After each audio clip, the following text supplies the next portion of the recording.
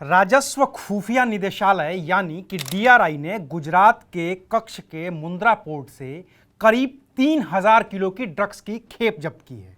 अब तक के इतिहास में यह सबसे बड़ी बरामदगी है जिसकी अंतर्राष्ट्रीय बाजार में कीमत करीब 21,000 करोड़ रुपए है। इस बरामदगी के बाद दो सवाल उठ रहे हैं।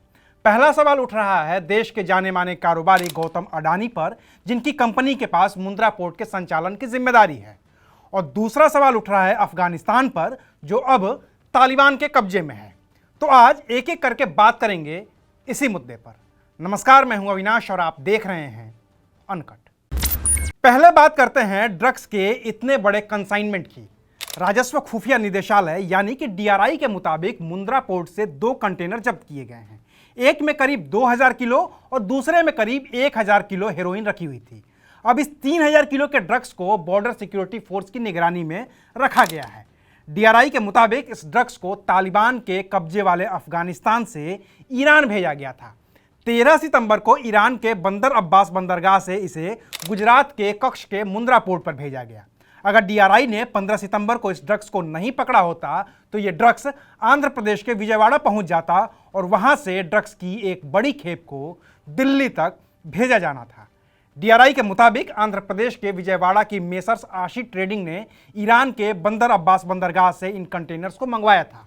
अब डीआरआई और ईडी ने मेसर्स आशी ट्रेडिंग के मालिक एम सुधाकर और उनकी पत्नी दुर्गपूर्णा को गिरफ्तार कर लिया है और उनसे पूछताछ की जा रही है। इनके अलावा जांच एजेंसियां और भी लोगों की गिरफ्तारी में जुटी हुई हैं। लेकिन सबसे बड़ा सवाल उठ रहा है मुंद्रा एयरपोर्ट को चलाने वाले गौतम अडानी और उनकी कंपनी पर। अब इस बारे में गौतम अडानी की कंपनी की ओर से सफाई भी आ गई है। उन्होंने डीआरआई और कस्टम टीम को इस कंसाइनमेंट की बरामदगी के लिए बधाई देते हुए यह साफ तौर पर कहा है कि पूरे देश में किसी भी पोर्ट पर कंटेनर की जांच का अधिकार उस पोर्ट को चलाने वाली कंपनी के पास नहीं होता है।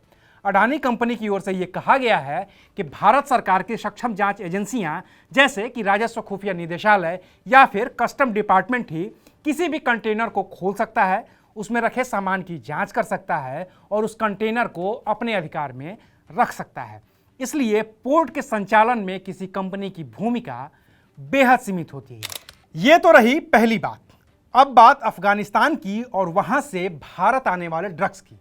तो बात यह है कि पूरी दुनिया में अफीम की जो खेती होती है उसका 80% हिस्सा अकेले अफगानिस्तान में ही होता है। इसी अफीम से हेरोइन बनाई जाती है।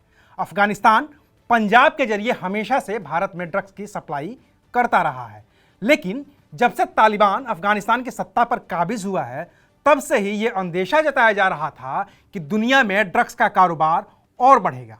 इसकी वजह यह है कि तालिबान की कमाई का सबसे बड़ा जरिया ड्रग्स ही है। जब उसने अफगानिस्तान पर भी कब्जा किया तो अमेरिका, जर्मनी, ब्रिटेन समेत तमाम देशों ने तालिबान पर प्रतिबंध लगा दिए, अफगानिस्तान को मिलने वाली सहायता राशि बंद कर दी। और तो और अमेरिका ने तो अफगानिस्तान के सेंट्रल बैंक की करीब 9.5 अरब डॉलर यानी कि 706 अरब रुपए से भी ज्यादा की संपत्ति को फ्रीज कर दिया। इससे तालिबान पर पैसे का दबाव बढ़ गया। उस वक्त विशेषज्ञों ने यह आशंका जताई थी कि अब तालिबान पैसे के लिए ड्रग्स बेचने शुरू करेगा। हालांकि तब तालिबान के प्रवक्ता जबीहुल्लाह मुजाहिद ने कहा था कि उसकी पहली सरकार में यानी कि 1996 से 2001 के बीच अफगानिस्तान में ड्रग्स का कारोबार नहीं होता था। मुजाहिद ने कहा था कि हम अफीम का उत्पादन बिल्कुल शून्य कर देंगे ताकि स्मगलिंग हो ही न सके। लेकिन अमेरिका की एक गोपनीय रिपोर्ट कहती है कि साल 1998 में अफगानिस्तान में करीब 41,000 हेक्टेयर में अफीम की खेती होती थी, जो साल 2000 में बढ़कर 64,000 हेक्टेयर तक पहुंच गई थी। बाद में साल 2000 में तालिबान ने कहा कि अब अफगानिस्तान में अफीम का उत्पादन नहीं किया जाएगा, उसे पूरी तरह से बंद कर दिया जाएगा। लेकिन आज की तारीख में तालिबान हर साल करीब 400 मिलियन डॉलर सिर्फ ड्रग्स से ही कमाता है और भारत में पकड़ी गई ड्रग्स की इस बड़ी खेप का सीधा संबंध तालिबान की उसी मंशा से है जिसके जरिए वो अपनी आमदनी को बनाए रखता है। हालांकि भारत में पकड़ी गई ड्रग्स की इस खेप पर सियासत भी हो रही है। कांग्रेस की ओर से तो सीधे तौर पर बीजेपी और अडानी कंपनी पर आरोप भी लगाए गए हैं। लेकिन जैसा कि मैंने पहले भी बताया कि अडानी कंपनी की ओर से यह साफ कर दिया गया है कि उनका काम पोर्ट का संचालन करना है, कंटेनर में क्या है और क्या नहीं इसकी जांच का काम एजेंसियों का है। इसलिए अब इस मुद्दे को राजनीति से आगे बढ़कर देखने की जरूरत है, क्योंकि ड्रग्स भारत की एक बड़ी समस्या है और खास तौर से पंजाब में, जहां 15 से 35 साल की उम्र के करीब 9 लाख लोग ड्रग्स लेते हैं और उनमें भी आधे से ज्यादा को हेरोइन का ही नशा है। तो आज के लिए बस इतना ही, फिर मिलेंगे एक नए मुद्दे के साथ। तब तक देखते रहिए अनकट।